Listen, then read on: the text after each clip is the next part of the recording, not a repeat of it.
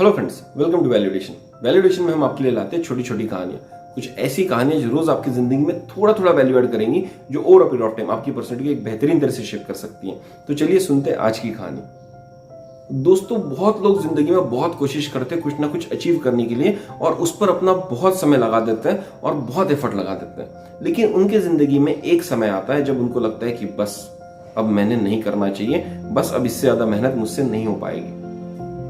और शायद वो लोग उस समय पर गिव अप कर देते हैं जब शायद उनको गिव अप नहीं करना चाहिए था। आज की कहानी कुछ ऐसे लोगों के लिए। आज की कहानी हमने आपके लिए लाई है दो मेंढकों की। एक गांव के बाजू में एक छोटा सा पॉन्ड होता है, उस पॉन्ड में दो मेंढक रहते हैं। ये दोनों मेंढक बचपन से साथ में पले बड़े हैं, दोनों ने साथ में मस्ती की है और अपनी लाइफ को पूरी तरह से एंजॉय करने वाले ये दो मेंढक हैं। ये मेंढक सिर्फ एंजॉय करने वाले मेंढक नहीं है, ये मेंढक एक्सप्लोरर्स भी है।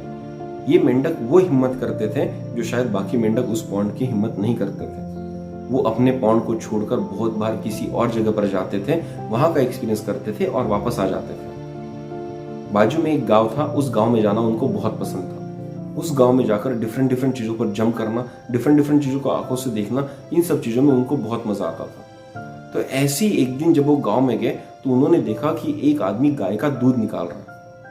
और उन्होंने जब दूध को देखा तो उनको लगा, अरे वाह, ये तो बड़ा सुंदर पानी है, सफेद कलर का पानी तो हमने पहली बार देखा है, इसमें तैरकर पता नहीं कितना मजा आ जाएगा। तो जो पतला वाला मेंढक होता है वो अपने मोटे दोस्त को कहता है, चल ना आज इस सफेद पानी में डुबकी लगाते हैं, बहुत मजा आएगा। दोनों मेंढक में एडवेंचर का गुण तो था ही, तो उन्होंने सोचा कि चलो ये भी करके देखते हैं। जो किसान दूध निकाल रहा था उसको बहुत सारी गायों का दूध निकालना था, तो जब भी किसी गाय का दूध निकाल कर हो जाता था वो उस बकेट को साइड में रख देता था। तो मेंढक जो थे उस बकेट के पास गए और एक ऊंचे से प्लेटफॉर्म से अंदर देखने लगे। उनको दिखा कि बकेट के अंदर बहुत सारा सफेद कलर का दूध था और मेंढकों ने उस प्लेटफॉर्म से उस बकेट में जंप कर दिया। दूध के अंदर जंप करते ही दोनों को अनुभूति हुई एक एक्सट्रीम आनंद की, क्योंकि इस तरह का लिक्विड उन्होंने नहीं देखा था। उनको पानी में तैरने की आदत थी जो बहुत थिन हुआ करता था, जो बहुत पतला हुआ करता था, लेकिन दूध में एक थोड़ी सी थिकनेस होती है और उस थिकनेस में उनको बहुत मजा आ रहा था और दोनों ने बहुत देर तक उसमें तैरने का आनंद लिया। लेकिन कुछ देर बाद उनको लगने लगा कि चलो अपने पॉन्ड में वापस जाते हैं। लेकिन उस बकेट से जब उन्होंने बाहर निकलने का विचार करना शुरू किया तब उनको पता चला कि बाहर निकलना इतना आसान नहीं होगा। बकेट का जो सरफेस था वो बहुत चिकना था और जब भी वो बाहर निकलने की कोशिश करते उस चिकनाहट पे से उनका पैर फिसल जाता और वापस दूध में गिर जाता। बकेट में बहुत ज्यादा दूध नहीं था, इसलिए डायरेक्ट बकेट के बाहर जंप करना इतना आसान नहीं होने वाला था। उन्होंने कोशिश की लेकिन बार बार बकेट के सरफेस को टच कर वो वापस आ गए। तकरीबन आधा घंटा कोशिश करने के बाद उनके हाथ पैर दर्द देने लगे और जो मोटा वाला मेंढक था वो पतले वाले मेंढक को कहने लगा, दोस्त मुझे नहीं लगता हम यहाँ से बाहर निकल पाएंगे। तो पतला वाला मेंढक कहता है, ऐसे हिम्मत मत हार मेरे दोस्त, तू तैरते रह, अगर तू तैरेगा नहीं तो दूध के अंदर डूब जाएगा। उसकी ये बात सुनकर मोटा वाला दोस्त फिर से कुछ देर तक हिम्मत करता है और फिर से वो जंप करने की कोशिश करते हैं, फिर से बाहर निकलने की कोशिश करते हैं, लेकिन और आधे घंटे बाद भी उनको वो रिजल्ट्स नहीं आते जो एक्सपेक्ट कर रहे थे। दोनों को तैरते तैरते 1 घंटा हो चुका था, कोशिश करते करते 1 घंटा हो चुका था और अब दोनों बहुत थक गए थे। ऐसे में मोटा वाला दोस्त पतले वाले को कहता है, दोस्त तुम्हारे साथ मुझे बहुत मजा आया, मैंने जीवन के कुछ ऐसे पल तुम्हारे साथ जिए जो शायद हमेशा के लिए मुझे याद रह जाएंगे, लेकिन अब मुझसे नहीं हो पाएगा, अब मैं और देर नहीं तैर सकता। और मोटे वाले मेंढक ने हाथ पैर मारना बंद कर दिए। कुछ ही देर में मोटा वाला मेंढक दूध के अंदर डूब गया और अपने प्राण त्याग दिए। पतले वाले मेंढक ने जब ये देखा तो उसको बहुत दुख हुआ, लेकिन उसको डर भी लगने लगा कि अगर मैं और हाथ पैर नहीं मारूंगा, अगर मैं और कोशिश नहीं करूंगा तो मेरी भी इसी तरह से मृत्यु हो जाएगी। तो उसने ठाना कि चाहे कुछ भी हो जाए, जब तक मेरी सांस चलेगी तब तक मैं एफर्ट मारूंगा और कोशिश करूंगा यहाँ से बाहर निकलने के लिए। वो फिर से अपने हाथ पैर चलाने लगा, फिर से कोशिश करने लगा कि मैं किसी भी तरह से तैरता रहूं और कोशिश करूं कि यहाँ से बाहर निकलूं। 1 घंटा हो गया, 2 घंटा हो गया, 3 घंटा हो गया और वो कोशिश करते रहा। लेकिन कुछ देर बाद उसने दूध में बदलाव महसूस करना शुरू किया।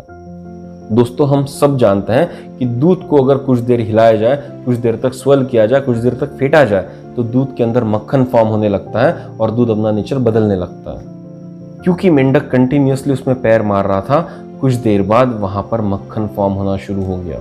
जब मेंढक ने ये बदलाव देखा तो उसको समझ में आ गया कि यहाँ पर एक ऐसा बदलाव हो रहा है जो शायद मुझे हेल्प कर सकता है यहाँ से बाहर निकलने के लिए।